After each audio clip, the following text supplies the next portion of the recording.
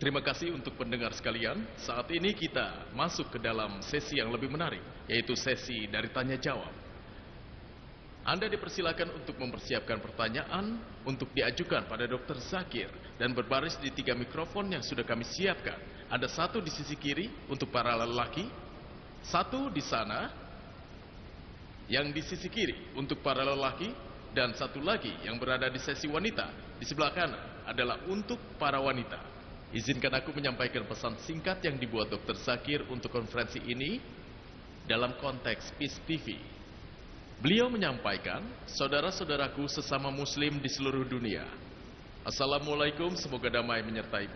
Aku berbagi dengan Anda di Peace TV sebagai saluran yang menyajikan visi dan misi global guna memberikan pemahaman yang lebih baik terhadap Islam sebagai jalan, kebenaran, dan kedamaian di dalam kehidupan.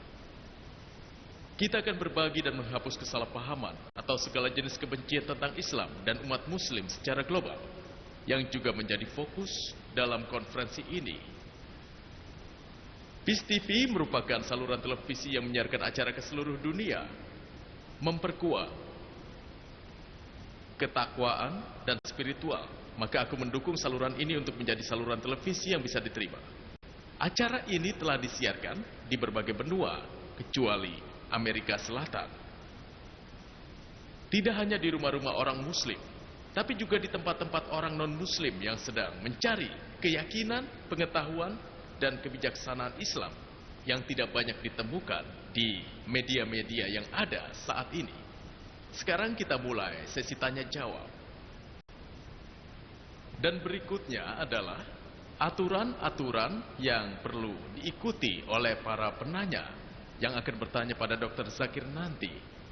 Pertanyaan-pertanyaan yang Anda ajukan harus sesuai dengan topik. Apakah Quran firman Tuhan? Pertanyaan Anda harus singkat dan langsung ke inti permasalahan. Anda hanya diperbolehkan mengajukan 1 pertanyaan. Untuk pertanyaan kedua, Anda harus mengantri kembali di antrian belakang dari antrian Anda tadi. Pertanyaan dengan menggunakan mikrofon akan lebih didahulukan. Dan jika masih ada waktu, maka pertanyaan yang masih belum terjawab akan dijawab pada kesempatan kedua. Bagi penanya dari saudara-saudara non-muslim, akan diberikan kesempatan terlebih dahulu untuk mengajukan pertanyaan pada Dr. Zakir. Penanya nanti akan dibantu oleh para sukarelawan yang ada di sana. Setelah itu barulah saudara-saudara dari muslim diberi kesempatan untuk dapat mengajukan pertanyaan pada Dr. Zakir. Pertanyaan hanya boleh diajukan dengan menggunakan mikrofon. Penanya akan ditunjuk searah dengan jarum jam. Pertama wanita dulu, lalu kemudian pria, ketiga pria, kembali ke wanita, ke pria, lalu pria. Jika Anda memiliki pertanyaan, silakan langsung ajukan pertanyaan ke Dr. Zakir. Ingat 3 hal, langsung mengarah pada topik, singkat, dan 1 pertanyaan untuk 1 kesempatan. Sesi pertama diberikan pada wanita, kedua untuk yang bagian ini, dan yang ketiga untuk di belakang. Baiklah, aku ingin bertanya. Di surat Ali Imran ayat 50, dikatakan kita harus mengikuti ajaran Yesus. Tapi mengapa tidak ada yang mengikutinya? Siapa nama Anda, saudariku? Casiti. Saudariku, Anda mengajukan pertanyaan yang tertera di Quran surat ketiga Al-Imran ayat 50, bahwa kita harus mengikuti ajaran Yesus Kristus. Dan ada banyak versi yang mengemukakan bahwa kita harus mempercayai Yesus Kristus. Bahwa Islam adalah satu-satunya agama selain Kristen yang menganjurkan untuk percaya pada Yesus Kristus. Tidak bisa disebut umat muslim kalau tidak yakin pada Yesus Kristus. Kami meyakini kalau beliau adalah salah satu dari Nabi Allah Subhanahu wa Ta'ala. Kami yakin kalau beliau adalah penyampai pesan. Kami yakin kalau beliau lahir dengan ajaib tanpa campur tangan manusia, yang sebagian besar umat Kristen kini tidak percaya. Kami yakin beliau bisa menghidupkan orang mati atas izin Tuhan. Kami yakin beliau mampu menyembuhkan orang buta dengan izin Tuhan. Saudariku, orang Islam dan orang Kristen sebenarnya sejalan, tapi ada hal yang membedakan. Yang membedakan itu, saudariku, adalah bahwa banyak orang Kristen yang mengatakan bahwa Yesus Kristus mengaku sebagai Tuhan. Beliau bilang bahwa beliau adalah Tuhan. Kalau Anda membaca Alkitab, tidak ada satu pernyataan yang ambigu di dalam Alkitab yang lengkap yang menyebutkan bahwa Yesus Kristus mengatakan sendiri bahwa beliau adalah Tuhan dan sembahlah aku. Kalau ada orang Kristen yang bisa menunjukkan satu pernyataan yang tidak bersifat ambigu, satu pernyataan yang tidak bermakna ganda di dalam Alkitab yang lengkap yang menyebutkan Yesus Kristus mengatakan sendiri bahwa aku adalah Tuhan, maka aku mau dikristenkan hari ini juga. Mungkin aku tidak akan lagi bersama di antara saudara muslim. Faktanya kalau Anda membaca Injil, di sana disebutkan ajaran John pasal 14 ayat 28 bahwa Yesus mengatakan, Bapakku lebih hebat dariku. Ajaran John pasal 10 ayat 29, Bapakku lebih hebat dari semuanya. Ajaran Matias pasal 12 ayat 28, Kujauhkan setan dengan kekuatan Tuhan. Ajaran Lukas pasal 11 ayat 20, Kujauhkan setan dengan tangan Tuhan. Ajaran John pasal 5 ayat 30, Aku sendiri tidak dapat melakukan apapun karena aku mendengar, aku memutuskan, dan keputusanku adil karena itu bukan kehendak. Itu kehendak Bapakku. Siapapun yang berkata kehendaknya hanyalah kehendak Tuhan, beliau seorang muslim. Yesus Kristus beliau seorang muslim. Beliau tidak mengaku sebagai Tuhan dan disebutkan dengan jelas di kitab Acts pasal 2 ayat 22. Wahai kaum Israel, dengarkan ini. Yesus dari Nazaret, seorang pria yang ditunjuk Tuhan untuk kalian dengan mukjizat yang dikaruniai oleh Tuhan dan kalian menyaksikannya. Pria yang ditunjuk Tuhan untuk kalian dengan mukjizat dan tanda-tanda yang dikaruniai oleh Tuhan dan kalian menyaksikannya. Jadi kami meyakini bahwa Yesus Kristus adalah salah satu nabi Tuhan, tapi beliau bukan Tuhan. Jadi apa yang membedakan kita? Sejauh yang sesuai dengan ajaran, dasar pertanyaanmu adalah di dalam Quran disebutkan bahwa kita harus mengikuti ajaran Yesus Kristus. Ketika Yesus terlahir di dunia ini, beliau diturunkan hanya untuk kaum Yahudi, hanya untuk Bani Israel. Al-Quran bilang dengan jelas dalam surat ke-61 Al-Saff ayat ke-6, Yesus diturunkan ke bumi untuk Bani Israel. Dan dalam surat Al-Imran ayat 49, bahwa Yesus Kristus diturunkan hanya untuk Bani Israel. Disebutkan di dalam ajaran Matias pasal 10 ayat 5 sampai 6. Yesus mengatakan bahwa dia tidak akan pergi ke wilayah orang-orang kafir. Siapa itu orang kafir? Non-Yahudi, Hindu, Muslim. Jangan pergi ke wilayah orang-orang kafir dan masuk ke dalam kota-kota Samaritan, tapi sebaiknya pergilah ke rumah-rumah Israel. Dan pesan yang sama diulang kembali dalam ajaran Matias pasal 15 ayat 24. Beliau menyampaikan, aku diturunkan hanya untuk orang-orang Israel. Jadi Yesus hanya diturunkan untuk Bani Israel. Dan pesannya hanya untuk waktu tertentu seperti yang disebutkan dalam Injil, seperti yang disebutkan dalam Al-Quran.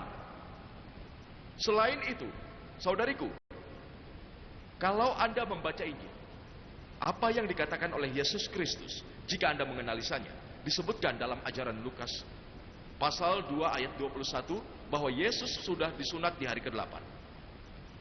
Kita sebagai muslim, Masya Allah, kita sudah disunat. Sebagian besar umat Kristen tidak disunat. Jadi kalau Anda mengatakan bahwa dengan mengikuti ajaran Yesus menjadikan dirimu Kristen, maka aku mengatakan bahwa aku lebih Kristen daripada umat Kristen itu sendiri, saudariku. Disebutkan dalam Injil.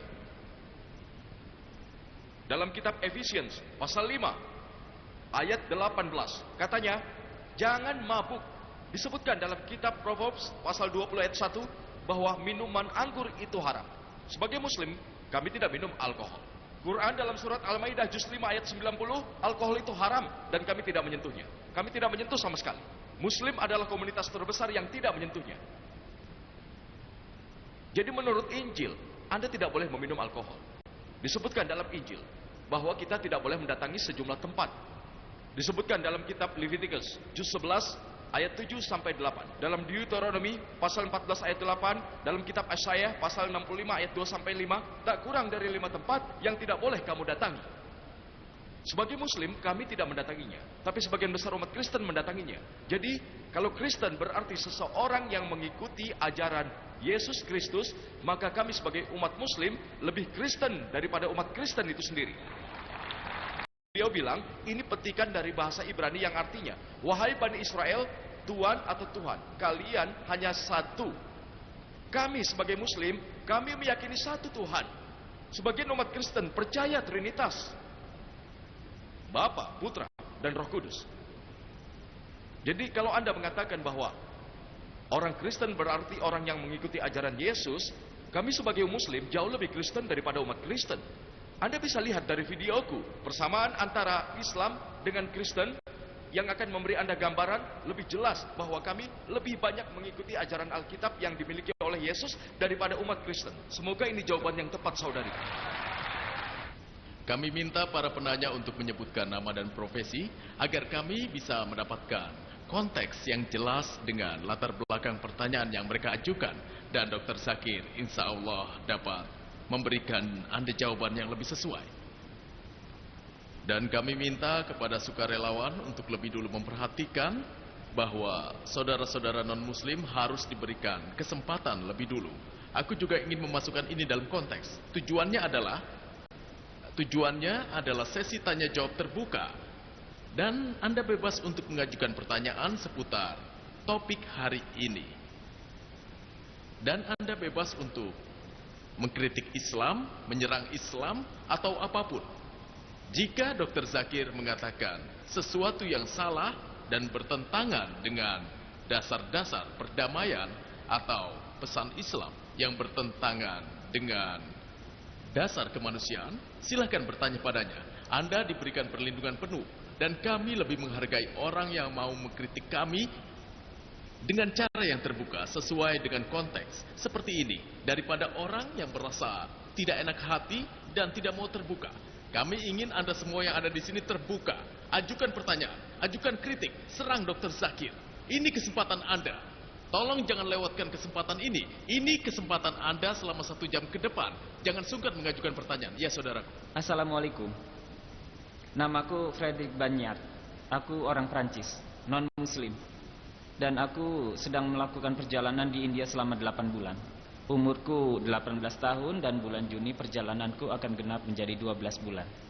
Dan jadi insya Allah jika Anda setuju, aku ingin bertemu dengan Anda secara pribadi. Tapi saat ini aku ingin bertanya pada Anda tentang kaum Yahudi. Jika tidak salah, Anda mengatakan bahwa tertulis di dalam Al-Quran bahwa kaum Yahudi dan musyrik adalah 2 musuh besar bagi penganut Muslim. Dan aku ingin tahu apakah hal ini bisa memberi kedamaian terhadap umat manusia ketika kita melihat permasalahan yang timbul antara Palestina dan Israel. Sejumlah orang Muslim dan Yahudi tidak dapat memahami hal ini. Mungkin hal ini bisa mengakibatkan kesalahpahaman. Jadi jika memang benar kalau Yahudi dan Muslim harus bermusuhan.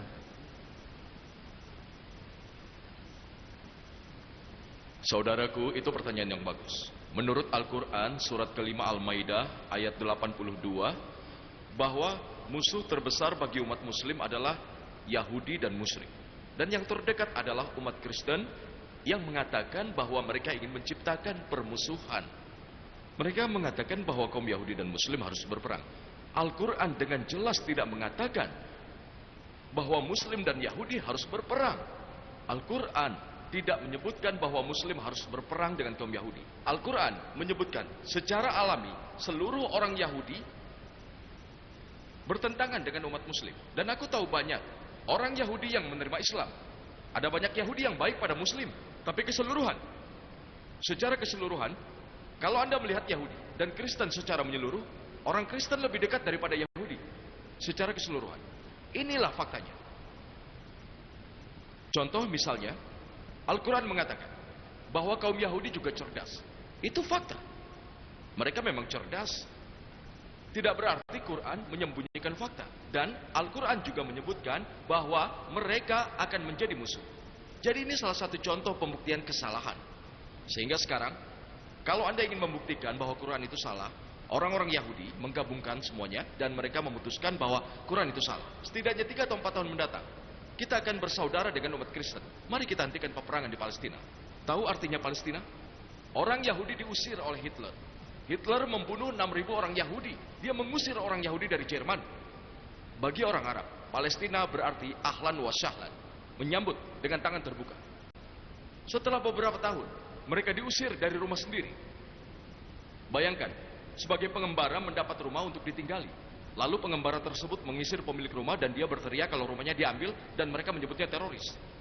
Jadi yang harus kita salahkan adalah kita harus bersama-sama menyelesaikan permasalahan ini. Apa yang menjadi masalah? Saat ini, Amerika dikendalikan oleh orang Yahudi. Baik itu bank, keuangan, maupun kekuatan.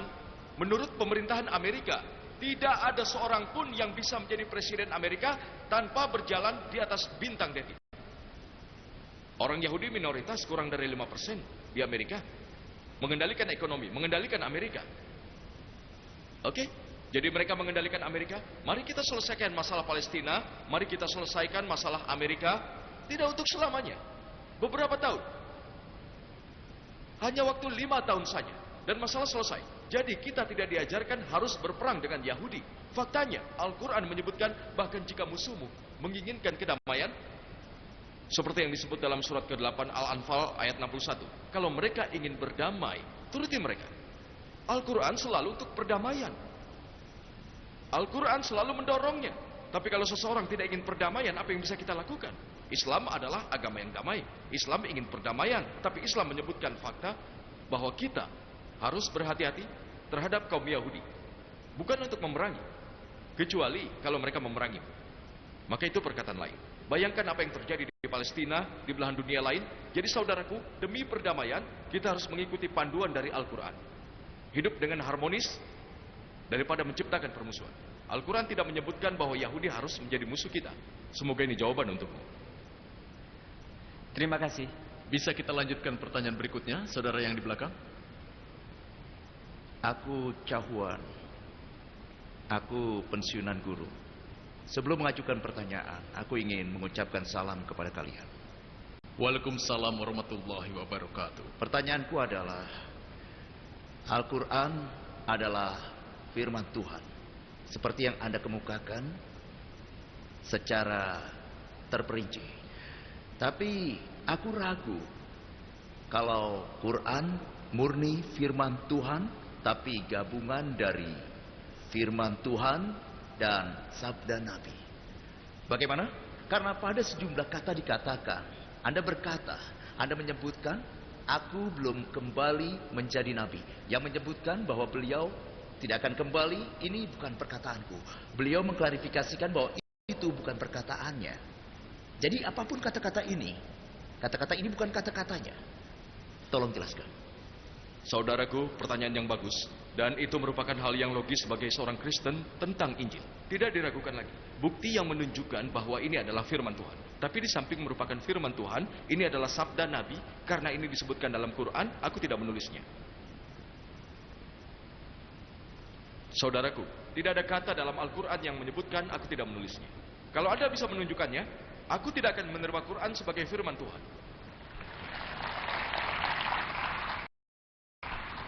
Apa yang dikatakan Quran? Mereka mengatakan bahwa Nabi menulisnya dan mengutipnya. Mungkin Anda salah mendengar. Di dalam surat ke-32 As-Sajdah, ayat 1 sampai 3, mereka mengatakan bahwa Nabi menulisnya. Katakan pada mereka, kata-kata tersebut adalah kebenaran dari Tuhan. Tuhan Maha Kuasa. Kalau Nabi yang menulisnya, aku setuju dengan Anda. Ini adalah kata-kata yang disebutkan dalam Injil. Dalam Injil disebutkan, Musa alaihissalam mengatakan bahwa aku mati dengan pedang solem. Yang berarti bahwa Tuhan menulisnya. Jadi kalau Musa yang menulisnya, bagaimana beliau bisa berkata dia mati?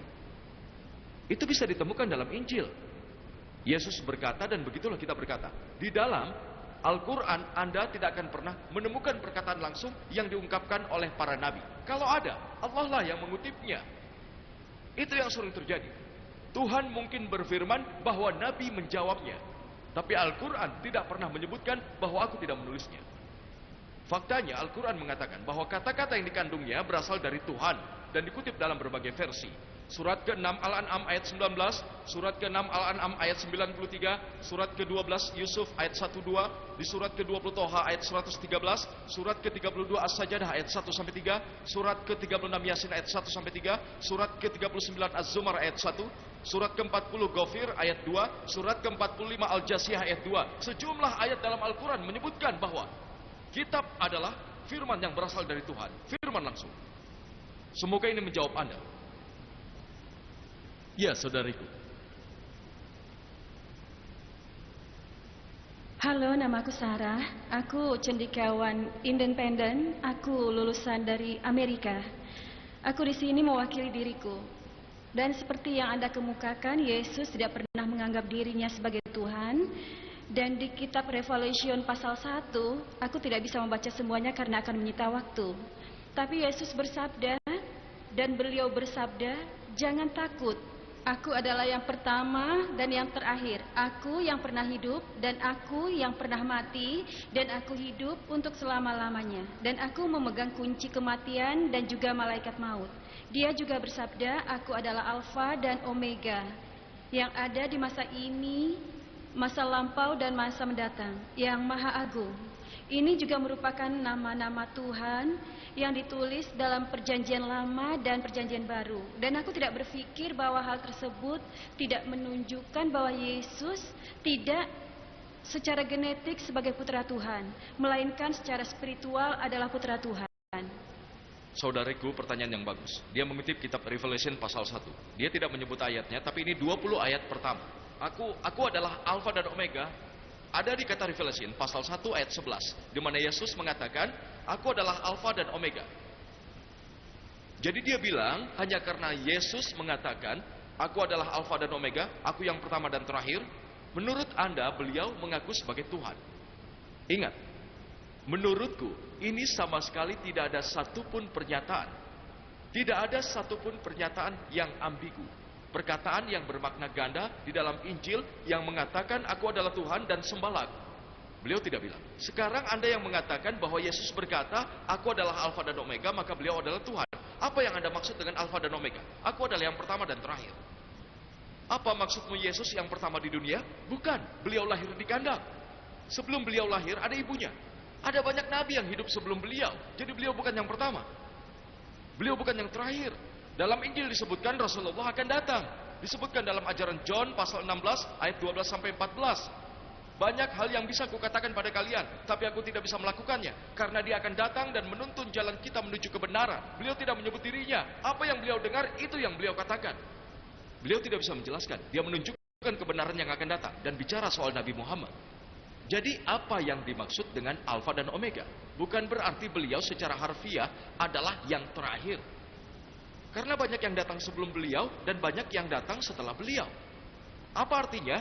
Bahwa di dalam hukum Tuhan, apa yang dimaksud dengan Nabi, menurut hukum Tuhan, beliau yang pertama dan yang terakhir. Pada zaman Musa, Musa adalah Alfa dan Omega. Aku melihat hukum Tuhan ditegakkan.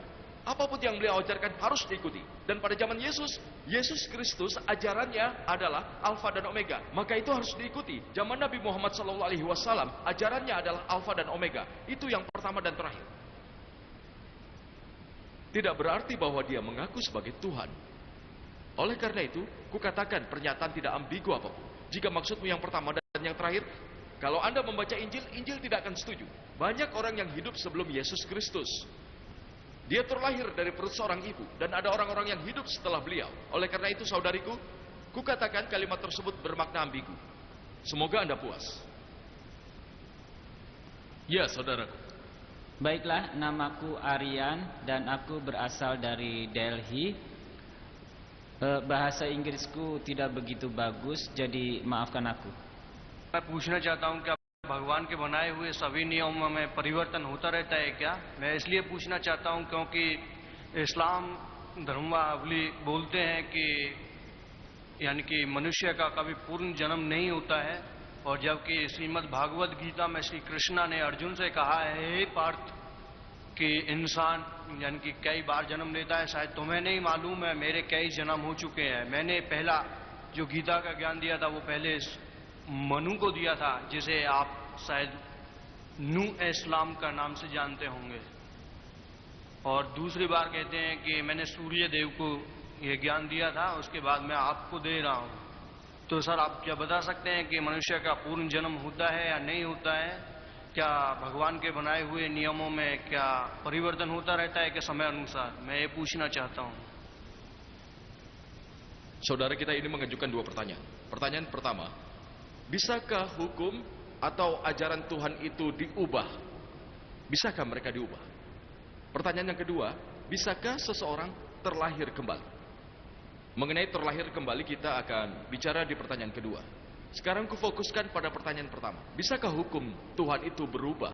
Jika hukum Tuhan terikat dengan waktu, atau hanya diperuntukkan untuk sekelompok orang tertentu, untuk waktu tertentu, maka hukum tersebut akan berubah. Misalnya seperti yang sebelumnya diajarkan di dalam Taurat, Zabur, Injil. Semuanya adalah firman Tuhan, tapi hanya ditujukan untuk segolongan orang dan untuk waktu tertentu. Tapi, ketika firman terakhir dan penutup dari Tuhan diturunkan, maka tidak ada yang bisa ditambahkan. Tidak ada yang bisa dikurangi. Al-Quran adalah firman terakhir dan penutup dari Tuhan. Tidak akan ada firman yang lain lagi. Nabi Muhammad merupakan nabi terakhir dan penutup. Tidak ada nabi lain yang akan datang. Dalam surat ke-33 Al-Ahzab ayat 40, "Ma kana Muhammadun aba adam min rijalikum walakin Rasulullah wa khatamun nabiyyin wa kana Allah bikulli syai'in alima." bahwa Muhammad bukanlah bapa dari umat manusia, tetapi dia adalah nabi Allah dan penutup para nabi. Dan Allah Maha Bijak. Setelah Nabi Muhammad, jika ada yang mengatakan bahwa dia adalah Nabi Tuhan dan mendapat firman dari Tuhan, maka dia adalah pembohong. Nabi Muhammad adalah Nabi terakhir dan penutup. Setelah Al-Quran, tidak akan ada lagi firman yang turun. Surat ke-5 Al-Maidah ayat 3. Pada hari ini, telah aku sempurnakan agamamu untukmu. Dan telah kucukupkan nikmatku bagimu. Dan aku ridhoi Islam sebagai agamamu. Ketika sudah disempurnakan, tidak ada yang bisa ditambahkan. Tidak ada yang bisa dikurangi. Jadi jawabanku atas pertanyaannya, firman yang lama, mereka bisa diubah. Tapi pesan-pesan mendasar dari firman pertama hingga firman terakhir tentang tauhid, tentang keesaan Tuhan, itu sama. Untuk semua firman yang turun sebelum Al-Quran, bentuknya masih belum stabil. Dan itu telah diubah oleh manusia. Karena firman tersebut tidak dimaksudkan untuk selamanya. Maka Tuhan tidak merasa firman-firman itu layak untuk dilanggengkan. Tapi untuk Al-Quran, Allah berfirman dalam surat ke-15 Al-Hajar ayat 9, kami yang menurunkan Al-Quran dan kami yang memeliharanya. Al-Quran ini, meski semua orang mencoba mengubah Al-Quran, mereka tidak akan bisa. Seluruh mesin yang diciptakan tidak akan bisa mengubah Al-Quran. Jadi untuk firman-firman sebelum Al-Quran memang bisa diubah. Tapi untuk Al-Quran tidak bisa diubah. Firman tersebut merupakan firman yang terakhir. Sekarang pertanyaan yang kedua. Second question ये है sir, second question में जुड़ा रहा अभी। यानी कि अल्लाह Second के question पास याद है तीन मुझे। नेक बंदे जो रहते हैं, उनमें हमारी ओर से ब्रह्मा विष्णु महेश तीनों के काम अलग अलग हैं। यानी कि पहला ब्रह्मा, यानी कि जैसा जो जीव काम करता है उसके हिसाब से उसको जन्म यानी कि योनि में भेज देते हैं। दूसरा काम है विष्णु, जो विष्णु जी हैं वो जीवों की पालना पोषणा की ओर ध्यान देते हैं। तीसरे जो महादेव हैं, जिनको देवादिदेव महादेव यानी कि शिव शंकर बोलते हैं, यानी कि वो सब का हिसाब बराबर करते हैं। यानी कि आपके पास जो यानी कि अल्लाह ताला के पास जो तीन बंदे नेक बंदे रहते हैं, उनका भी काम क्या है? यही है। भाई साहब आपने इस्माइल, इजराइल, नया सवाल पूछा जी। इसका जवाब दूंगा। पहले पुराने सवाल का जवाब दूं क्या नहीं मैं? जी आपने पुनर्जन्म की बात की बराबर, जी तो उसका जवाब चाहिए या नहीं चाहिए? चाहिए। चाहिए ना। तो पहला पुनर्जन्म की बात करूंगा, फिर आपकी ब्रह्मा विष्णु और शिवा की भी बात करूंगा। हाँ इंशाल्लाह तीनों की बात करूंगा। Ada pertanyaan yang baru. Jadi saat aku menjawab pertanyaan yang lama, muncul pertanyaan kedua. Pertanyaan pertama, apakah Anda percaya pada reinkarnasi dan kehidupan kedua? Sejauh ini yang ku tahu tentang reinkarnasi yang dikutip dari Bhagavad Gita, tapi kitab tertinggi dalam Hinduisme adalah Weda. Weda adalah yang nomor satu. Mereka yang tertinggi. Kemudian setelah itu muncul Mahabharata. Bagian dari Mahabharata adalah Bhagavad Gita. Meski Bhagavad Gita lebih sering dibaca daripada Weda, tapi keaslian yang ada, Weda lebih tinggi. Weda mengatakan tentang Punarjanam. Punarjanam artinya kehidupan selanjutnya. Kalau Anda baca Quran, Quran juga bilang kehidupan selanjutnya. Quran bilang kalian datang ke dunia ini, kalian akan mati dan melanjutkan kehidupan selanjutnya. Punar, selanjutnya, janam, kehidupan. Punar janam. Tidak ada dalam Weda yang mengatakan tentang mati, hidup, mati, hidup, mati, hidup, mati, hidup. Tidak ada. Tidak ada. Bhagavad Gita juga tidak pernah menyebut itu. Yang Anda sebutkan ada di dalam Bhagavad Gita, bab 4 ayat 22. Kuberi Anda referensi. Di dalam Bhagavad Gita, menurut orang Hindu soal Tuhan, dan katanya disebutkan bahwa manusia terus mengganti baju mereka. Mereka membuangnya dan memakai baju yang baru. Sama halnya dengan jiwa. Kita akan memiliki tubuh baru. Kita buang tubuh yang lama dan mendapatkan tubuh yang baru. Aku tidak masalah dengan hal itu. Di dunia memiliki tubuh ini, ketika mati menerima tubuh yang baru. Disebutkan dalam Quran, disebutkan dalam Weda. Tapi filosofi ini tidak membicarakan soal reinkarnasi. Di dalam Sanskerta ini disebut dengan samsara. Teori tentang reinkarnasi, tentang kehidupan dan kematian yang disebut dengan kelahiran kembali. Teori ini dikembangkan oleh cendekiawan Hindu dan tidak ada di dalam Weda. Kenapa? Karena tidak bisa dibuktikan. Ada yang terlahir tuli, ada yang terlahir kaya, ada yang lahir dalam keluarga yang miskin, ada yang lahir sehat, ada yang lahir dengan penyakit jantung. Bagaimana mungkin Tuhan menjadi tidak adil? Lalu Quran membenarkan, muncullah filosofi mati, hidup, mati, karma dan dharma. Karma itu amalan, tindakan, dharma itu hukum. Jadi, apa pembenarannya? Bagaimana mungkin Tuhan tidak adil? Bagaimana mungkin seseorang terlahir dengan penyakit jantung? Di kehidupan sebelumnya, dia melakukan sesuatu. Ini untuk filosofi dosa Adam yang disebut oleh cendekiawan Hindu, bukan aku. Lalu mereka membuat filosofi. Dikatakan, kalau Anda berbuat baik, di kehidupan selanjutnya, Anda akan terlahir dengan derajat yang lebih tinggi. Anda tahu apa yang masih mengganggu para orang Hindu? Seluruh makhluk hidup lahir berbeda-beda. Jadi mungkin Anda akan terlahir sebagai kecoa, sebagai tikus, sebagai kucing, sebagai anjing, sebagai manusia. Manusia adalah derajat yang tinggi. Kalau Anda berbuat baik, derajat lebih tinggi. Kalau Anda berbuat buruk, derajat lebih rendah. Oke? Kita terlahir sebanyak 7 kali. Berapa kali? 7. Itulah filosofi cendekiawan Hindu yang disebut dengan samsara. Sekarang aku ingin tanya pada Anda. Di dunia ini, dosa semakin bertambah atau berkurang? Sin बढ़ रही है कि घट रही है? Tambah banyak, Masya Allah. Bagus sekali. Dosa makin bertambah. Populasi manusia. इंसान जो जनता इंसान है बढ़ रही है कि घट रही है? पॉपुलेशन बढ़ रही है कि घट रही है? Tambah banyak, Masya Allah. Jadi dosa makin banyak dan manusia juga makin banyak. Kalau dosa bertambah banyak, manusia harusnya makin dikit. Secara logis kita sadari hal itu tidak benar. Oleh karena itu aku percaya dengan punarjanam. Punarjanam kehidupan selanjutnya, Quran juga bilang begitu. Tapi hanya satu, kita terlahir hanya satu kali. Sekarang untuk pertanyaan ketiga. Tentang Brahma, Wisnu, Mahisa Siwa. Sama. Dua nama, Mahisa dan Siwa. Tapi lebih populer Siwa. Oke? Sang pencipta, sang penghancur, sang pemelihara. Brahma, Wisnu, Siwa. Dan Anda bertanya soal apakah Tuhan memiliki 3 bentuk? Tidak, Tuhan tidak punya. Apa ada orang-orang yang membantunya? Ya, dia punya banyak malaikat. Begini, Tuhan itu berdiri sendiri. Dia tidak butuh bantuan siapapun. Tapi kalau dia ingin seorang malaikat, kalau dia mau. Tapi kalau dia tidak mau, ya tidak masalah. Dia berkehendak dan terjadilah. Kun fayakun. Terjadi, maka terjadilah. Sejauh yang dipercayai oleh orang Hindu, mereka percaya pada lebih banyak bentuk daripada yang diyakini oleh orang Kristen. Hindu percaya pada banyak Tuhan. Satu Tuhan untuk menciptakan, Brahma. Satu Tuhan untuk menghancurkan, Siwa. Satu Tuhan untuk memelihara, Wisnu. Jadi Tuhan yang berbeda untuk penciptaan, Tuhan yang berbeda untuk pemeliharaan, dan Tuhan yang berbeda untuk menghancurkan.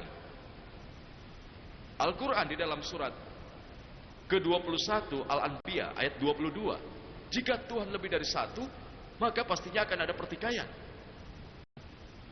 Dan Al-Quran menyebutkan di dalam surat ke-23 Al-Mu'minun ayat 91, kalau ada banyak Tuhan, mereka akan saling memperebutkan. Di dalam Hindu ada 45 mitologi. Tuhan yang satu menemukan Tuhan yang lain, Tuhan yang satu menundukkan Tuhan yang lain, Tuhan yang satu membantu Tuhan yang kedua. Bagaimana bisa Tuhan bertikai? Jadi pada dasarnya hanya ada satu Tuhan. Tuhan selalu satu. Kalau Anda bertanya pada orang Hindu, berapa banyak Tuhan yang mereka yakini, ada yang akan menjawab 3 Tuhan, yang lain akan jawab ratusan, yang lain jawab ribuan, yang lain akan jawab 33 ribuan dan 33 juta. Orang Hindu yang berilmu tinggi, dia akan menjawab bahwa Hindu harus meyakini hanya satu Tuhan. Tapi orang Hindu pada umumnya meyakini filosofi yang dikenal dengan panteisme. Apa maksudnya? Segalanya adalah Tuhan. Pohon adalah Tuhan, matahari Tuhan, bulan Tuhan, manusia Tuhan, ular Tuhan. Lalu apa yang kita orang Muslim katakan?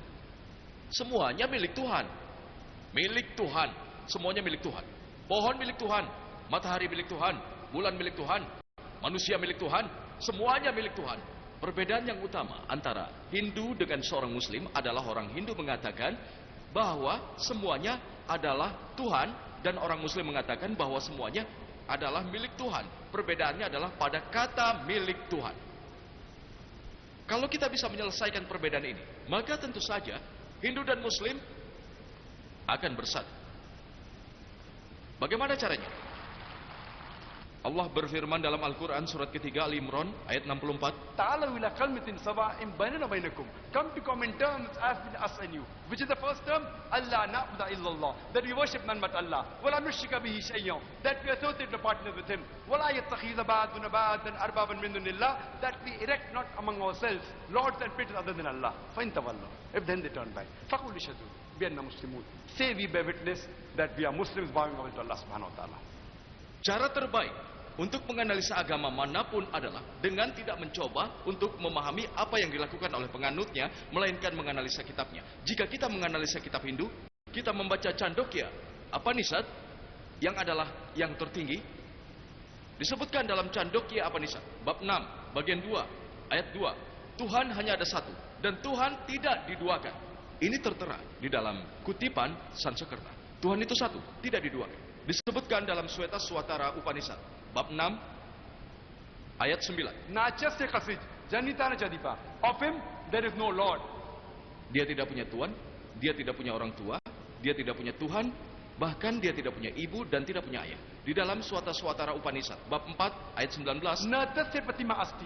Selain Tuhan tidak ada pratima. Pratima berarti gambar. Pratima berarti foto, patung, pahatan, lukisan.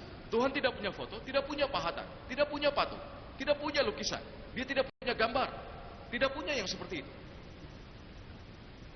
Dan di antara kitab Hindu, yang paling suci adalah Yajurveda. Disebutkan dalam Yajurveda bab 32 ayat 3, Nata se pratima asti.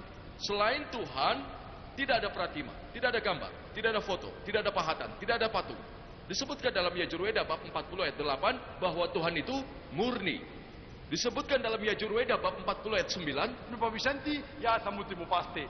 mereka memasuki kegelapan yang menyembah asam putih.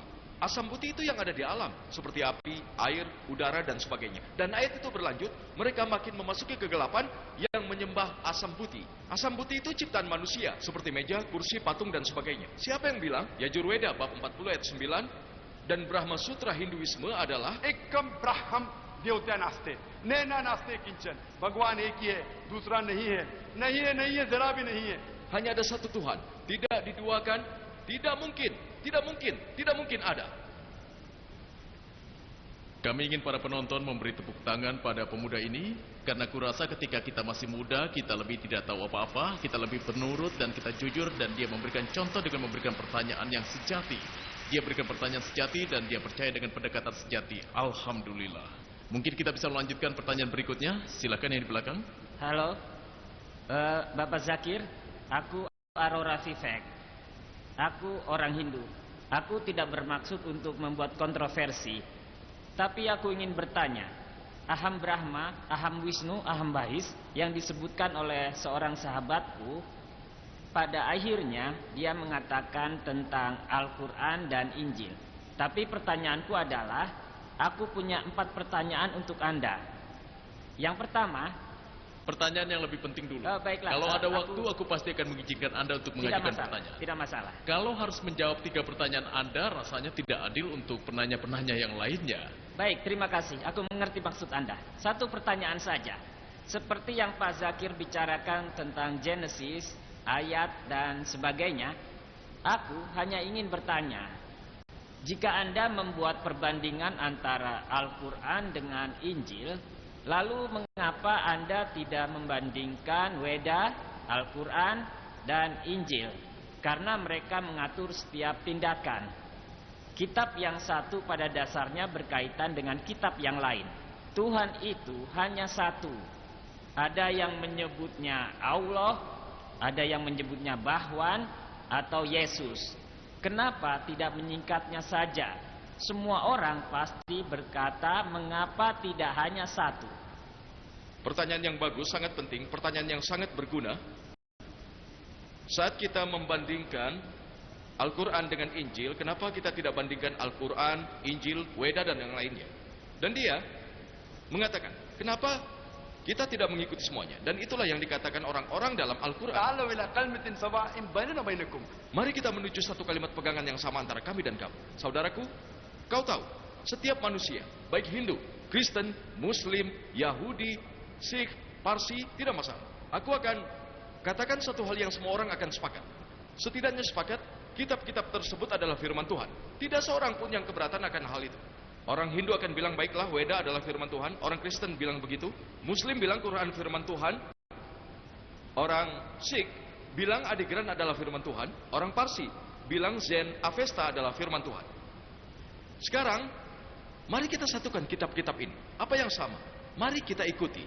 Dan apa yang tidak sama? Mari kita bahas besok. Benar? Aku hanya bertanya satu hal. Apa yang sama di antara kitab ini semua yang kalian bisa ikuti? Maaf, aku harus menyela Anda. Aku harus menyela Anda. Saudaraku, boleh aku melengkapi jawabanku Kumohon. dulu sebentar? Kumohon. Setelah aku Kumohon. selesaikan jawabanku, apa yang ingin Anda katakan silakan. Mungkin apa yang ingin Anda tanya kami bisa menjawabnya. Benar? Aku akan jawab satu persatu. Baiklah, Pak. Secara matematis, kalau ingin menyelesaikan masalah, kalau aku langsung jawab, kau tidak akan mengerti. Aku akan jawab 1, 2, 3, 4. Oke? Tentu saja. Jadi yang menjadi pertanyaannya adalah, apa yang sama mari kita ikuti. Apa yang tidak sama mari kita diskusikan. Oke, yang sama dari kitab-kitab ini adalah Tuhan itu satu. Kita mengatakan bahwa Tuhan itu satu. Dikatakan bahwa Tuhan datang seorang diri dan tidak ada yang kedua. Injil mengatakan di dalam ajaran Markus pasal 12 ayat 29, kitab Deuteronomi pasal 6 ayat 4, شمع إسرائيل وأدنى إلهنا إخد. wahai Bani Israel, Tuhan dan Tuhan kita hanya ada satu. Yahudi dan Kristen juga bilang begitu. Al-Quran menyebutkan Tuhan hanya ada satu. Apa yang sama dari semua kitab ini? Lalu di mana Hindu masuk di dalamnya? Di mana Brahma, Wisnu, dan Siwa masuk di dalamnya? Di mana? Aku tidak percaya pada itu. Saudaraku, biar ku selesaikan. Brahma tidak disebut dalam Quran. Siwa tidak disebut dalam Quran. Tidak disebut dalam Quran Yesus adalah Tuhan. Disebutkan dalam Quran dia adalah Nabi Tuhan. Injil juga tidak menyebut beliau adalah Tuhan. Ini kesalahan pembacaan yang dilakukan umat Kristen. Jadi bagaimana Anda bisa mengatakan tidak peduli Allah, Yesus? Itu sangat penting. Al-Quran menyebutkan.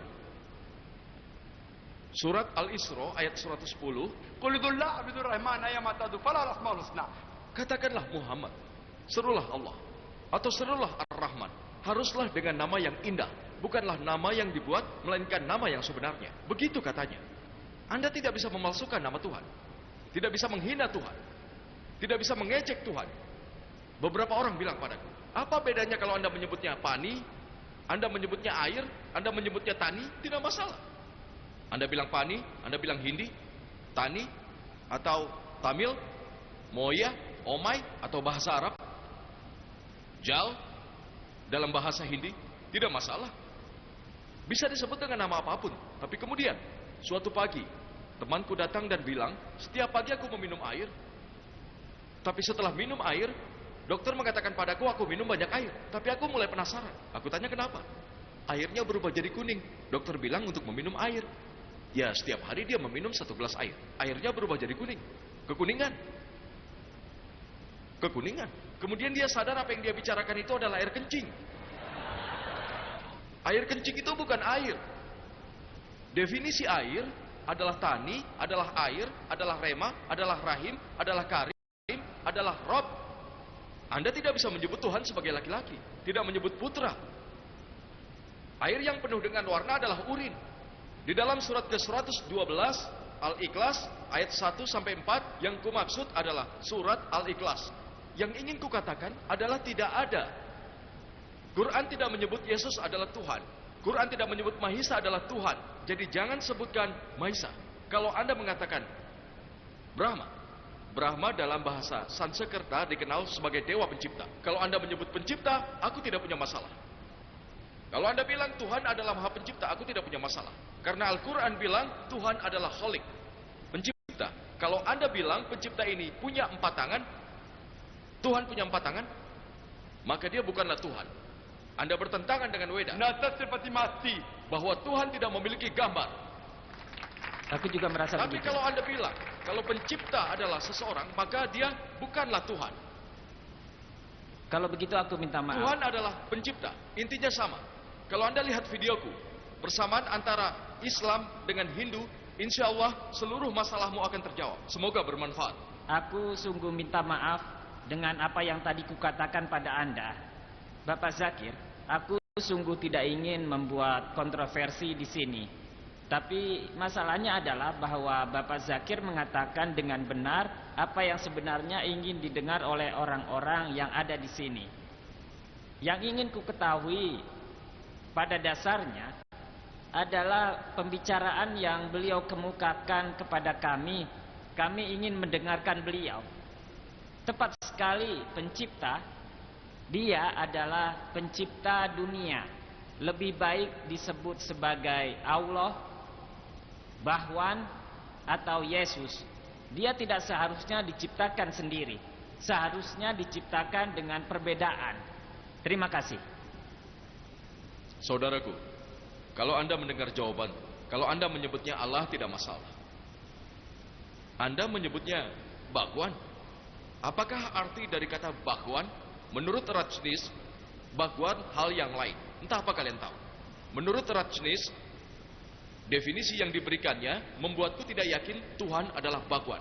Yang harus kita sadari, kita harus yakin konsep tentang kebesaran, Sang Pencipta, Sang Pembuat. Kalau Anda tahu konsep ini, kata-kata yang dipilih akan tepat dan tidak akan salah. Kata-kata apa yang muncul di antara kitab-kitab ini, kita tidak menolaknya. Tapi Yesus, seperti Anda kemukakan kembali, tidak muncul di dalam Injil dan Al-Quran. Al-Quran menyebutkan Yesus adalah Nabi Allah. Dan bahkan Injil menyebut beliau sebagai Nabi Allah. Tapi orang Kristen salah mengartikannya. Yesus mengaku sebagai Tuhan. Jadi orang Kristen salah mengartikan Injil. Jadi kenapa harus kita setujui penyalahartian ini? Aku harus membetulkannya. Aku tidak ingin membuat kontroversi. Aku ingin memperjelas istilah yang sebenarnya. Aku Dr. Puja Aurora, aku dari Rumah Sakit Sai, aku terapis fisik, dan aku sangat setuju dengan Anda, tapi hanya sedikit pertanyaannya saat Nabi Muhammad menerima kenabiannya. Seperti kata Anda, beliau orang biasa sebelum menerima kenabiannya.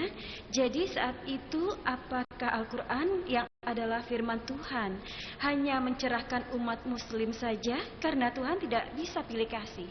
Jadi apa yang dilakukan orang-orang di belahan bumi lain saat Nabi Muhammad mencerahkan sejumlah kecil orang saja? Dan selama itukah bagi masyarakat lain untuk dicerahkan oleh firman Tuhan ini? Dan berapa tahunkah orang-orang dari non-muslim seperti Hindu? Ya, aku sangat setuju dengan Anda bahwa itu adalah kesalahpahaman karena Hindu meyakini berhala, bhavana dan semacamnya. Tapi itu kesalahpahaman dan mereka harus dicerahkan. Itu pertanyaan pertama. Hinduisme juga menyembah Tuhan yang Maha Kuasa, kuasa Tuhan. Tapi sayangnya ini dalam berbagai bentuk. Jadi kalau Al-Quran membantu umat Hindu dengan pencerahan, aku rasa itu akan sangat luar biasa. Saudariku, pertanyaan yang bagus dan penting. Dia berkata, kalau Al-Quran kitab yang sangat hebat, jika itu firman Tuhan yang Maha Kuasa, lalu kenapa saat diturunkan pada Nabi Muhammad hanya dimaksudkan untuk sekelompok kecil orang Arab pada saat itu? Hanya umat muslim. Kenapa tidak untuk seluruh dunia saja? Saudariku, Al-Quran tidak pernah diturunkan hanya untuk muslim Arab saja. Al-Quran diturunkan untuk seluruh umat manusia. Disebutkan surat Ibrahim, surat ke-14 ayat 1, surat ke-14 Ibrahim ayat 2, surat kedua Al-Baqarah ayat 185, dan surat ke-39 Az-Zumar ayat 41. Al-Quran diturunkan untuk seluruh umat. Waktu sangat singkat sehingga aku tidak bisa memberikan referensi. Al-Quran bukan cuma untuk umat Muslim Arab, tapi juga untuk seluruh umat manusia. Dan Nabi Muhammad SAW, beliau tidak hanya dikirim untuk umat Muslim Arab. Dalam surat ke-21 Al-Anbiya ayat 107, وَمَا أَرْسَلْنَاكَ إِلَّا رَحْمَةً لِلْعَالَمِينَ. dan kami tidak mengutus engkau Muhammad melainkan untuk menjadi rahmat bagi seluruh umat manusia, seluruh alam, dan juga seluruh makhluknya. Dan pesan ini diulang dalam surat ke-34 Saba ayat 28. Dan kami tidak mengutus engkau Muhammad melainkan kepada semua umat manusia sebagai pembawa berita gembira dan sebagai pemberi peringatan. Tetapi kebanyakan manusia tidak mengetahui. Ini adalah firman Al-Quran, kebanyakan manusia yang tidak mengetahuinya. Itu alasannya saudariku, konferensi ini diadakan. Kewajiban bagi tiap muslim untuk menyampaikan wahyu Tuhan yang maha kuasa ke seluruh umat manusia. Jadi apa aku boleh bertanya Memang satu butuh hal waktu, lagi? tapi lebih baik terlambat daripada tidak. Itu akan lebih baik saudariku. Semua yang mengaku sebagai muslim mungkin tidak mempraktekkan Islam. Namanya mungkin Abdullah, Zakir, Muhammad, Sultan, tapi dia mungkin tidak mempraktekkan Islam. Sama halnya dalam Hinduisme. Mereka tidak menyebut kitab mereka. Tapi agama dengan pengikut terbanyak tidak hanya di mulutnya, tapi juga secara praktek hari ini adalah Islam nomor 1. Jumlah orang Kristen hampir 1 miliar. Umat Islam sekitar 1,3 miliar, tapi orang yang mempraktekkan agama nomor 1 adalah Muslim. Persentasenya adalah yang terbesar. Jadi ini ditujukan untuk sedikit orang-orang Islam yang tidak mengikuti Islam secara benar agar mereka benar. Dan bagi para non-Muslim agar tersampai pesan damai, pesan cinta, membuktikan pada dunia hanya ada satu Tuhan, bahwa perdamaian hanya bisa dicapai kalau kalian berserah pada kehendak Tuhan. Hanya itu cara untuk mendapatkan kedamaian di dunia ini dan setelahnya. Itu alasannya saudariku, kenapa konferensi ini diadakan. Ada saluran TV kabel, Peace TV, di mana tiap hari lebih dari 60 juta orang menyaksikannya. Jadi di hari penghakiman nanti kita bisa dilindungi Allah Subhanahu wa taala. Ya Tuhan, setidaknya kami telah menyampaikan pesan tiap hari ke 60 juta orang, dan hari ini pesan itu telah mencapaimu saudariku. Jadi besok di penghakiman aku bisa berkata pada Tuhan yang Maha Kuasa, telah kusampaikan pesan kepada saudariku. Baik kau menerimanya atau tidak, itu terserah. Boleh kutambahkan lagi? Terima kasih. Baiklah, terima kasih banyak. Hanya satu hal lagi, karena Tuhan itu Maha Adil. Jadi di hari penghakiman seperti yang Anda katakan tentang keadilan bahwa non-muslim harus diberikan prioritas utama untuk menjawab pertanyaan, Tuhan itu Maha Adil. Jadi kalau umat Hindu berhenti meyakini berhala dan juga gambar, dan mereka mulai meyakini Tuhan yang Maha Kuasa, bahwa Tuhan tidak berbentuk, dan di hari penghakiman nanti, apakah mereka tidak berperilaku seperti umat muslim di depan Tuhan? Tentu saja tidak begitu, karena itu adalah kesalahpahaman yang diturunkan melalui Hinduisme. Jika mengikuti Hinduisme tidak salah, tapi mengikuti karena tujuan kita adalah Tuhan yang terutama Dia tidak berbentuk. Pertanyaan yang bagus. Jadi sebenarnya apa masalahnya di sini? Bagus sekali saudariku, pertanyaan yang bagus. Terima kasih. Tentang kita adil atau tidak adil bisa berarti dua hal menurut pendapat Anda. Karena kalau kita tidak adil, setidaknya itu pertanyaan yang bagus. Kalau aku tidak adil, aku tidak bisa berkata pada Allah, kuberikan pesannya yang langsung 4 mata. Kau tahu? Jadi tidak apapun yang percaya. kau sadari, saudariku. Tapi kita tidak adil untuk menjadi adil. Karena yang lain sudah dapat pesannya. Kalau tidak 100%, 90%. Jadi kita tidak adil untuk menjadi adil, iya kan? Aku rasa begitu. Jadi kita harus kembali ke bagaimana? pertanyaanmu, saudariku. Pertanyaan yang bagus. Kalau semua orang Hindu yakin pada satu Tuhan, tidak meyakini berhala, tidak meyakini gambar, tidak meyakini patung, di hari penghakiman, kalau kalian umat muslim, benar, kalian mengikuti sebagian dari Islam. Benar, kalau kalian mendalami lagi kitab Hindu, di sana dikatakan akan ada nabi yang datang. Dan kedatangan Nabi Muhammad SAW telah diramalkan di banyak tempat. Di Bhavisya Purana, Parwa 3, Kan 3, Adhyaya 3, Sloka 5-8. Di Bhavisya Purana, Parwa 3, Kan 3, Adhyaya 3, Sloka 10-27. Juga diramalkan di Atharva Weda, Bab 21 ayat 6 Atarwa Weda, bab 21 ayat 7, dia diramalkan di berbagai tempat. Namanya disebut tidak kurang dari ratusan kali sebagai Muhammad di kitab Hindu. Iya, Tidak benar. cukup untuk menyebutkan referensi. Disebutkan dalam Kalki Autar, Kalki Purana, bab 2 ayat 4, 5, 7, 9, 11, dan 15. Dikatakan kalau akan ada Kalki Autar yang nama ayahnya akan berarti pelayan Tuhan. Wisnu Yas yang dalam bahasa Arab adalah Abdullah, itu ayah Muhammad SAW. Nama ibu dari Kalki Autar adalah Sumanep, kedamaian dan ketenangan, yang dalam bahasa Arab adalah Aminah, ibu Muhammad SAW. Nabi ini akan lahir pada hari ke-12 Baisaksa, 12 Rabiul Awal. Itulah hari lahirnya. He left 4 companions and we know the first 4 Parashadin.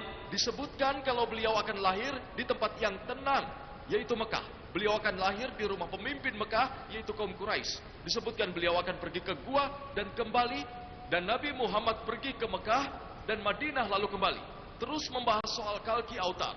Jadi kalau kalian yakin la ilaha illallah Muhammad Rasulullah,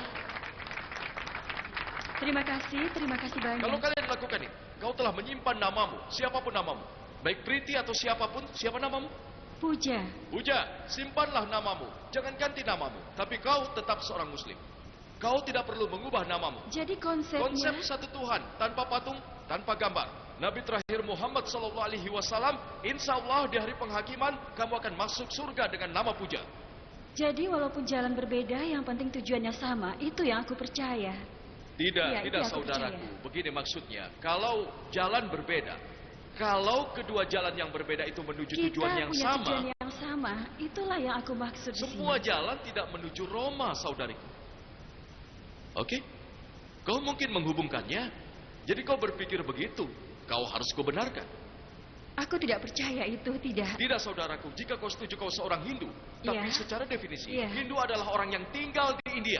Tidak begitu. Saudariku, Hindu dalam definisi geografi, aku tahu aku Hindu dalam definisi geografi, aku seorang Hindu. Secara geografi saudariku, kata Hindu pertama kali oleh orang Arab. Mereka memanggilku Hindu waktu aku ke sana. Hindu, begitu katanya. Mereka menyebutku Hindu. Kata Hindu pertama dipakai oleh orang Arab saat mereka datang ke India. Itu juga dipakai oleh orang Persia untuk menjabarkan orang-orang yang hidup di India. Jadi secara geografis aku Hindu, tapi secara agamis Hindu adalah norma. Jadi aku akan berkata-kata yang tepat adalah Vedantis, yang mengikuti kitab Weda. Jadi selama kalian mengikuti Weda yang yakin pada satu Tuhan, yakin Nabi Muhammad SAW, kalian adalah Muslim. Jadi agama tidak bisa menjadi kuat. Yang paling Benar. kuat adalah Aku- Allah. Ya, aku setuju denganmu, Iya, setuju sekali. maksudku yang paling kuat Dan Tuhan. agama Tuhan, Ya. dan agama Tuhan adalah agama paling kuat. Jadi Hanya agama akan ada Tuhan satu itu bukan agama. Islam. Agama Tuhan bukanlah Islam. Kalau Islam dalam bahasa Arab artinya menyakitimu. Kau akan mengesampingkannya. Bukan. Begini. Islam tidak menyakitiku. Kau tahu aku Islam tidak saudaraku? menyakitiku. Kalau itu tidak menyakitimu, Islam tidak menyakitiku. Maka- Bukan itu mustahil. Bagaimana itu bisa menyakiti? Masya Allah, gadis yang pintar. Ya. Terima kasih banyak. Terima kasih. Saudariku, Islam itu berserah pada kehendak Tuhan.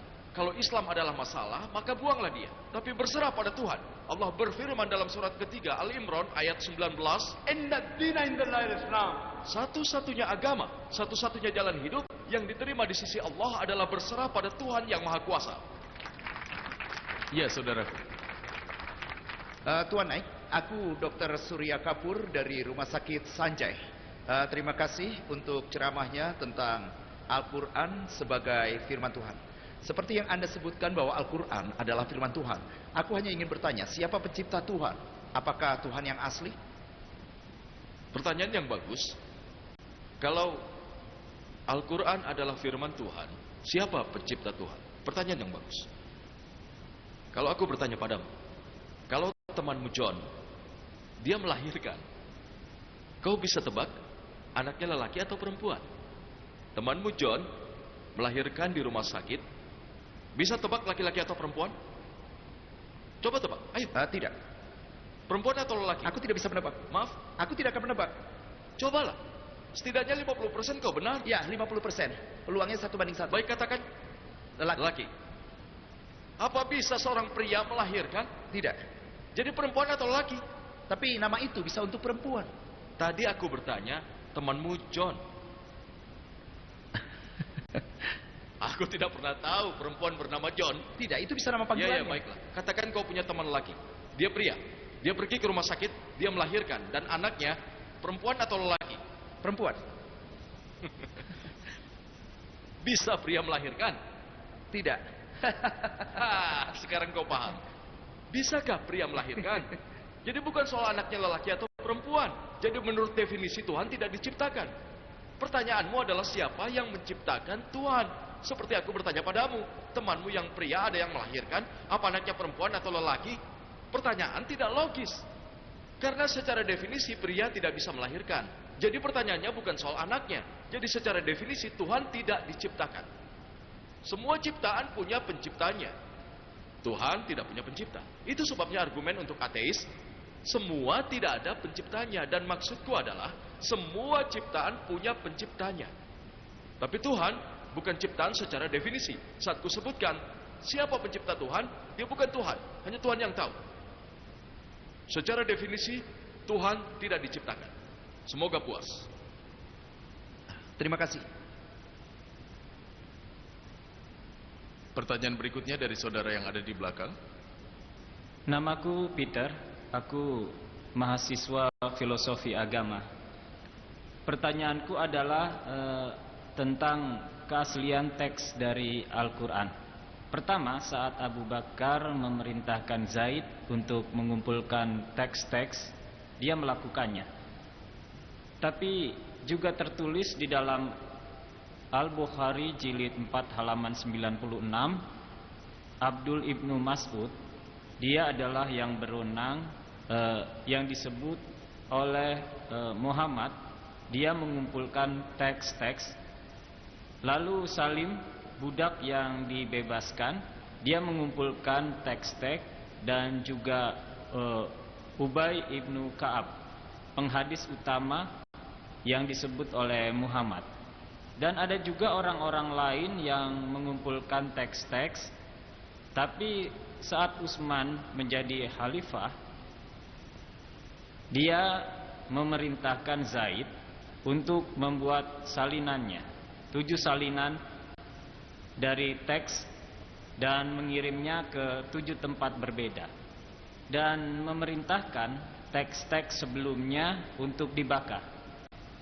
Jika master dari teks-teks yang dikumpulkan, Al-Quran, dan Utsman memerintahkan teks-teks tersebut untuk dibakar, sehingga ada pertanyaan tentang keaslian dari Al-Quran. Masya Allah, semoga damai menyertai Ibnu Mas'ud, Zaid bin Sabit, dan Allah merahmati mereka. Masya Allah, banyak umat muslim yang tidak tahu nama-nama ini. Kalian tahu sekarang mudah untuk mengakses internet. Yesus Kristus bersabda di dalam ajaran John pasal 8 ayat 32. Carilah kebenaran dan kebenaran akan mencarimu. Kini semua orang bisa mengakses berbagai internet dan situs web yang menentang Islam. Mereka mencari nama dan berkata, tidak masalah saudaraku. Tidak masalah. Pertanyaanmu adalah tentang kecemasan. Orang-orang yang mengumpulkan Al-Quran adalah sekelompok sahabat Nabi.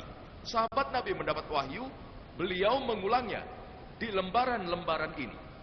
Dan seandainya beliau mendapatkan wahyu dan Nabi punya ingatan yang Masya Allah, Allah telah mengaruniainya dengan memori yang sangat kuat dan beliau mengulangnya di atas lembaran-lembaran.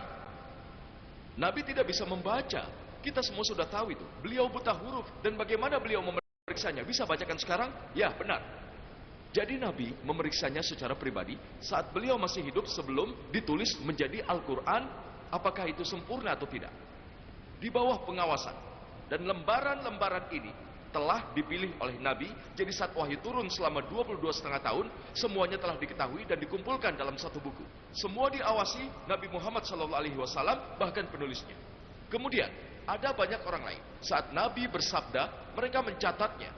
Banyak sahabat. Tapi ini catatan pribadi. Banyak sekali. Tapi ini catatan pribadi dari orang-orang yang tidak diperiksa oleh Nabi Muhammad. Seandainya guru memberi catatan, ratusan kopi, bagaimana aku tahu itu benar atau salah? Kalau aku memberi pelajaran, kalau ada yang mencatatnya, pasal sekian, pasal sekian, pasal sekian, bagaimana cepat mereka mencatat? Dan kalau tidak kuperiksa, lalu ada yang berkata ini referensi dariku, bagaimana bisa? Apa sudah kuperiksa? Jadi apa yang terjadi kemudian? Ada banyak versi Al-Quran. Versi di sini itu berarti sebuah tiruan Al-Quran. Dan saat Islam menyebar, orang-orang tidak tahu mana Al-Quran yang asli. Jadi saat itu, meskipun tiruan Al-Quran sudah ada, Abu Bakar mengunjunginya. Dan saat proses penulisan, itu ada di tangan istrinya Nabi, Hamzah rahimahullah. Lalu Utsman juga mengkopinya, memerintahkan dan menulis replikanya agar bisa dikirim ke berbagai belahan dunia. Lalu beliau berkata, apapun salinan yang kau punya, baik benar atau salah, itu pilihan. Itu tidak berarti memeriksa. Jadi mereka punya catatan sendiri. Seandainya ada yang mencatat ceramahku, yaitu seorang di sana mencatat, mungkin dia 80% benar, 90%, 100% itu sangat sulit. Benar kan? 100% itu sangat sulit. 80%, bahkan meski 100% benar, dan aku memberi kalian ini buku tentang ceramahku, kalian akan langsung membelinya. Al-Quran dan Sains Modern, asli olehku. Catatan kalian akan tersingkir. Kenapa kita butuh catatan itu? Aku memberi kalian buku, dan itu tentang ceramah penuh. Kalian akan membaca Al-Quran dan Sains Modern. Kalian tahu, semua catatan itu akan tersingkir, dan ini yang benar. Asli olehku, Dr. Zakir Naik. Bukuku. Jadi sama halnya dengan yang dilakukan Nabi. Ada wahyu-wahyu dari Allah. Utsman rahimahullah berkata, semua lembaran harus dibakar. Itu bukan berarti membakar Al-Quran. Al-Quran sudah terbit. Tapi orang-orang yang punya catatan sendiri, mereka punya perbedaan. Jadi itu sebabnya salah satu dari salinan itu bahkan hingga hari ini ada di Museum Topkapi Istanbul. Jadi ini kita periksa zaman sekarang dengan mushaf. Ini sama persis. Kata demi kata, huruf demi huruf. Begitulah.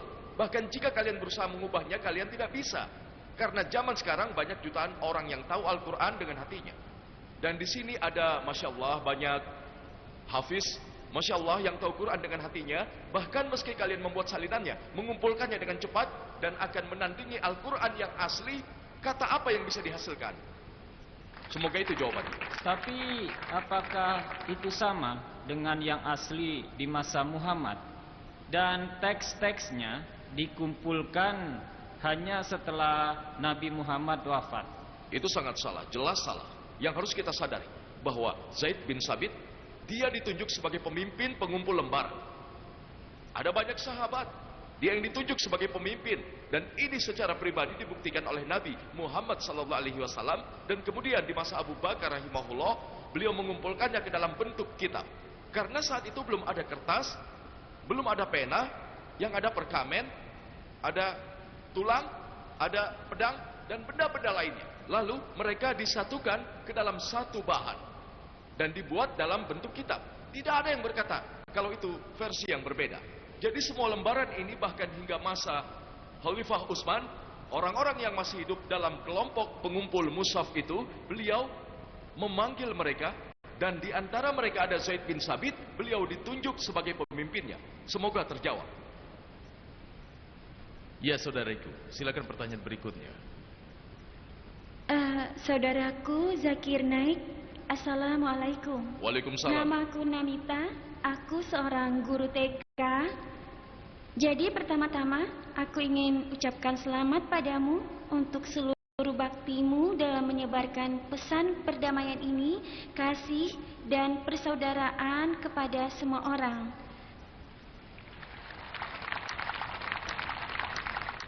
Aku ingin bertanya padamu, saudaraku, jika Al-Quran adalah firman Tuhan, jika Islam sungguh adalah jalan hidup yang benar, maka kenapa orang-orang membutuhkan waktu yang sangat lama dalam memahami dan menerimanya? Saudariku, pertanyaan yang bagus. Al-Quran firman Tuhan, Islam agama yang bagus. Kenapa orang-orang kita butuh waktu sangat lama untuk menerimanya? Saudariku, jalan yang lurus tidak selalu mudah untuk dilewati. Pertama adalah persepsi. Pertama adalah persepsi tiap individu. Contohnya, orang yang mungkin tidak memeluk Islam, yang menerima Islam, dia mungkin pecandu alkohol. Aku mungkin akan berhenti meminum alkohol. Aku mungkin akan berhenti berkencan dengan para gadis. Jadi Islam mencegahnya. Jadi mungkin ada yang berkata Islam memang bagus, tapi dia tidak ingin berhenti minum alkohol. Dia tidak ingin berhenti menggoda gadis. Dia tidak ingin berhenti memakai candu. Jadi saat kalian mempelajari Islam, ada banyak godaan. Mungkin dia bukan pecandu alkohol, mungkin dia tidak memakai candu, dan sekarang ini dia memeluk Islam. Itu artinya 40 tahunnya sia-sia. Lebih baik daripada tidak. Kalau aku, begitu teman-temanku akan bilang apa, ibuku akan bilang apa, ayahku akan bilang apa. Jadi seluruh hambatan ini, hanya jika hambatan ini bisa diatasi, kalian akan menerima kebenaran. Oleh karena itu, kita harus menyadari bahwa pesannya sudah jelas. Pesannya logis, sudah sangat jelas, tapi ada hal lain yang satu paket. Orang itu harus sangat kuat dan memperjuangkan kebenaran setelah mengetahuinya, meski harus meninggalkan teman-teman non-muslim yang lain. Dan yakinlah saudariku, ini hanya persepsi. Kau mungkin non-muslim, untuk menerima Islam, kau harus tinggalkan teman lamamu, dan orang-orang memberitahu untuk tidak bicara dengan non-muslim, atau mereka akan menjauhiku. Aku juga punya banyak teman non-muslim, mereka menghormatiku, mereka menghargaiku. Masya Allah, mereka non-muslim. Jadi tugasku adalah menunjukkan kebenaran. Dan satu lagi, di dalam Quran surat kedua Al-Baqarah ayat 256, tidak ada paksaan dalam menganut agama Islam, kebenaranlah yang terpenting. Tugas kita adalah menunjukkan kebenaran. Baik orang itu menerimanya atau tidak, itu tergantung padanya. Kalau Tuhan yang Maha Kuasa ingin semua orang menerimanya, itu gampang. Disebutkan dalam Quran, di dalam surat ke-10, Yunus, ayat 99. Dan jika Tuhanmu menghendaki, tentulah semua orang di bumi seluruhnya beriman. Sangat gampang. Kun fayakun, sangat mudah. Tapi di mana ujian? Allah berfirman dalam Al-Quran. Surat ke-67 Al-Mulk ayat 2. Alladzi khalaqal mauta wal hayata. Allah telah menciptakan hidup dan mati untuk menguji siapa di antara kalian yang baik. Jadi hidup ini adalah ujian untuk kehidupan di akhirat. Saat seorang menyadari kebenaran, hal baik akan mengikutinya. Mungkin mengikutinya 30%, mungkin 50%, jarang orang yang mengikutinya 100%. Bahkan umat muslim tidak mengikutinya 100%. Sebagian orang muslim mungkin punya kebiasaan buruk, tapi mereka muslim. Jadi apa yang kalian sadari? Hal utama adalah keesaan Tuhan. Dan yakin pada Nabi terakhir dan penutup, dan yakin pada akhirat. 3 hal ini yang terpenting saudariku. Dan ini juga sama saudariku. Kau menanyaiku, ku kembalikan pertanyaan itu padamu. Maka apa yang membuatmu begitu lama memeluk Islam? Dr. Zakir Naik, aku hanya ingin mengatakan sesuatu bahwa di sini dengan rahmat Anda, aku memeluk Islam dan mengulang kalimat syahadat. La ilaha illallah Muhammadar Rasulullah. Masya Allah saudariku, semoga Allah merahmatimu dan semoga kau masuk surga, insya Allah. Kami menyambutmu saudariku. Semoga Allah Subhanahu wa Ta'ala merahmatimu dan menganugerahimu. Amin. Mungkin ada pertanyaan berikutnya dari yang depan. Terima kasih pada Kongres karena mengadakan acara ini. Aku Guru Swaji Sakal, aku dari Maharashtra. Acara ini adalah perdamaian untuk semua orang. Dan aku mendapat kesempatan untuk bertanya. Tapi pertanyaanku bukan tentang Al-Quran. Ya. Jadi hingga kini masih sedikit pembicara bahasa Marathi. Aku juga orang Marathi. Apakah peran IRF atau Islamic Research Foundation, apakah peran IRF untuk Marathi atau non-Muslim?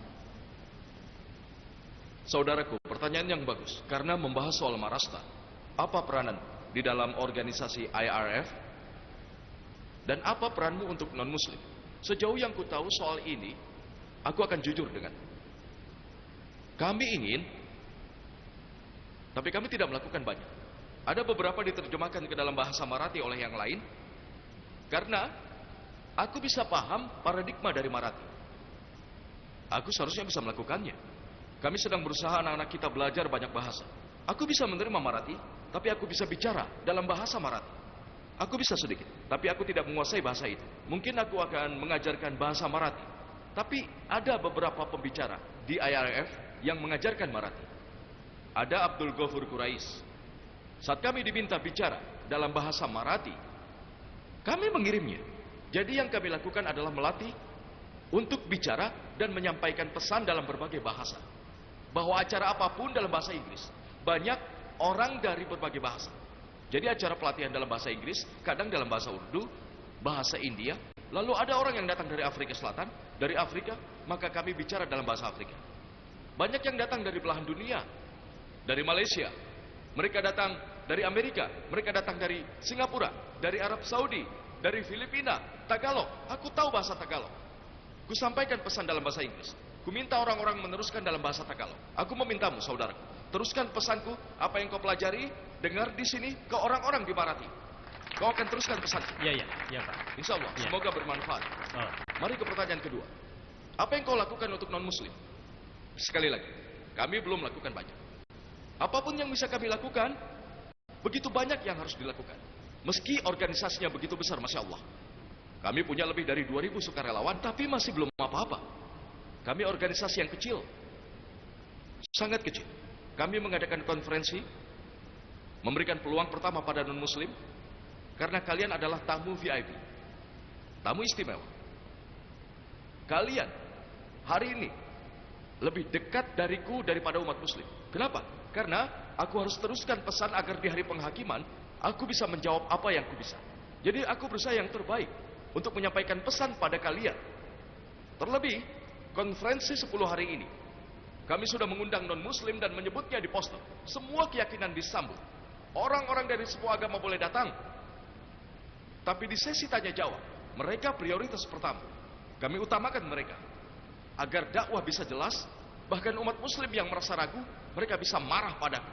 Jika mereka tanya bagaimana kami, setelah acara ini nanti bukan masalah, ya kan? Baiklah. Dan semoga itu jawaban untukmu juga ya. Semoga menjadi berkah. Jadi selain memberikan pesan, mungkin lebih dari 10.000 orang di sini atau tidak, Masya Allah 10.000 orang, tapi ada 60 juta orang yang menyaksikan langsung. Tapi kami masih belum lakukan apapun. Islamic Research Foundation bertanya-tanya, apa yang harus kami lakukan? Baru melakukan sedikit. Tapi kami akan berusaha memohon kepada Allah Subhanahu wa taala agar menerima usaha sederhana kami dalam usaha menyebarkan pesan ke seluruh dunia. Kudoakan yang terbaik untuk Anda. Terima kasih. Ya saudaraku, pertanyaan berikutnya. Namaku Sahil, aku desainer grafis dan penyair. Semoga damai menyertai Anda. Aku selalu ingin mengatakan ini. Aku diberi rahmat dan kesempatan oleh Tuhan hari ini. Aku menyayangimu, Dr. Zakir. Aku sangat menyayangimu. Dan aku berterima Waalaikumsalam. kasih. Semoga damai yang menyertaimu juga. Aku Dan juga aku berterima sangat kasih menyayangi, untuk sangat menyayangi. Terima kasih. Dan aku berterima kasih untuk banyak pengetahuan yang aku dapat mendengar ceramah Anda dari teman-temanku, dari saudariku. Dan ada sedikit kebingungan antara kata Tuhan dan orang-orang yang meyakini konsep hari penghakiman. Ini adalah pertanyaan kecil. Kami meyakini seperti yang diyakini umat muslim bahwa di hari penghakiman orang mati akan dihidupkan kembali. Dan sebagian umat muslim meyakini bahwa di malam pertama di makam orang mati akan dihidupkan kembali dan akan ada azab dan tanya jawab di makam. Jadi aku hanya ingin mengklarifikasi ini. Itu saja. Saudaraku, pertanyaan yang bagus, bahwa perbedaan pendapat soal apakah orang mati akan dihidupkan di hari penghakiman. Saat hari penghakiman datang, semua akan mendapat kabar. Saudaraku, kalau kau membaca hadis disebutkan tentang hari kiamat, Allah berfirman dalam surat ketiga Al-Imran ayat 185 bahwa Kullu nafsin za'iqatul maut. setiap yang bernyawa akan merasakan mati, tapi pembalasan akhir hanyalah di hari penghakiman. Hidup ini hanyalah permainan dan tipu daya. Tapi yang akhir ada di kitab. Pembalasan terakhir ada di hari penghakiman. Yang kita lakukan adalah kita menerima sebagian hukuman di dunia, sebagian ganjaran di dunia, sebagian ganjaran di hari akhir, sebagian azab di hari akhir, tapi pengadilan utama ada di hari penghakiman. Total terakhir kebaikan dan kejahatan akan dicatat di hari penghakiman. Berdasarkan perbuatan, kalian masuk surga atau neraka. Sebagian orang akan menerima di dunia ini, sebagian di alam kubur, tapi penghitungan terakhir ada di hari penghakiman. Semoga terjawab. Terima kasih. Ya, saudariku. Halo, aku mahasiswa Amerika yang mempelajari budaya dalam teologi. Dan aku punya pertanyaan. Anda bilang Yesus tidak pernah mengakui ketuhanannya. Dan Yesus hanya diperuntukkan untuk kaum Yahudi, tapi disebutkan di dalam Injil. Katakanlah jika kau adalah Kristus, putra dari Tuhan. Dan Yesus menjawab, ya, ucapanmu memang benar. Lalu dalam Matius 28 ayat 18-20, Yesus bersabda pada umatnya, seluruh kuasa di langit dan di bumi telah diberikan kepadaku. Oleh karena itu, seluruh umat manusia menyembahnya dengan nama Tuhan, Putra, dan juga Roh Kudus, dan memerintah mereka untuk menaati semua perintahnya. Dan tentu aku setuju dengan Anda sampai hari akhir. Saudariku, berdasarkan ayat-ayat di Injil, pertanyaan pertama, Yesus mengaku sebagai putra Tuhan. Kau mengatakannya begitu? Ya, itu benar. Putra Tuhan. Dan yang kedua, dia berkata, kalau Yesus diutus untuk seluruh umat, yang dia kutip adalah ayat terakhir dari ajaran Matius. Kalau kau membaca bagian awal, di dalam ajaran Matius, pasal 15, ayat 24, beliau bersabda, kalau beliau hanya dikirim untuk kaum Israel. Maksud dari pertanyaanmu, dari yang kau kutip berdasarkan Injil itu adalah penambahan. Tapi baik benar atau tidak, aku tidak mendebatnya. Tapi ada kontradiksinya di Injil. Injil jelas menyebut di dalam ajaran Matius, pasal 10, ayat 5-6, Yesus Kristus bersabda, katanya, abaikanlah jalan yang menuju orang kafir. Abaikanlah jalan untuk non-Yahudi, baik Hindu atau Muslim. Tapi pergilah ke jalan untuk Israel. Aku merasa pertanyaan pertama penting bahwa Yesus bersabda, aku adalah putra Tuhan. Saudariku, apa kau tahu? Di dalam Injil, Tuhan bilang pada setan, Adam adalah putra Tuhan, Isa adalah putra Tuhan, Israel adalah putra Tuhan. Meski hanya dibimbing oleh Tuhan, mereka putra Tuhan. Saudariku, kalau kau orang soleh, kau putra Tuhan. Jadi aku orang yang soleh, aku putra Tuhan.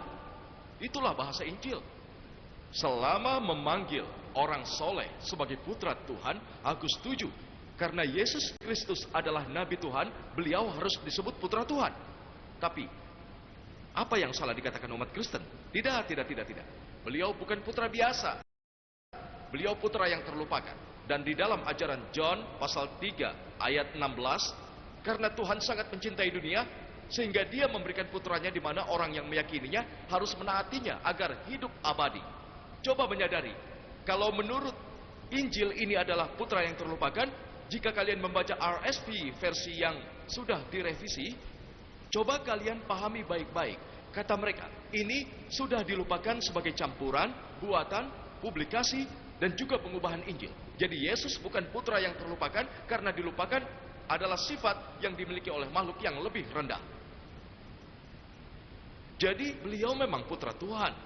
Kalau putra di sini artinya orang yang soleh. Beliau bukan putra yang terlupakan. Dia tidak beranak dan tidak diperanakan. Semoga terjawab. Wahiru dawana walhamdulillahirabbil alamin. Terima kasih kepada Allah Subhanahu wa taala karena telah merestui adanya acara ini, dan kami tahu kalian punya banyak pertanyaan tapi acara ini terbatas waktu. Terima kasih pada Allah Subhanahu wa taala tidak hanya karena merestui adanya acara ini, tapi juga memberikan kesempatan untuk pemahaman yang lebih baik tentang topik dan untuk jutaan orang juga selain yang hadir di sini yang menyaksikan kami di TV, yang mungkin insya Allah berbagi pelajaran dari acara ini dan sesi tanya jawab untuk orang-orang lainnya agar lebih paham dan juga mendapatkan hidayah. Kami berterima kasih pada semua yang telah berkontribusi dan membuat acara ini menjadi mungkin untuk semua hadirin di sini hari ini dan menyaksikan lewat TV, dan siapapun yang telah datang ke acara ini. Terima kasih.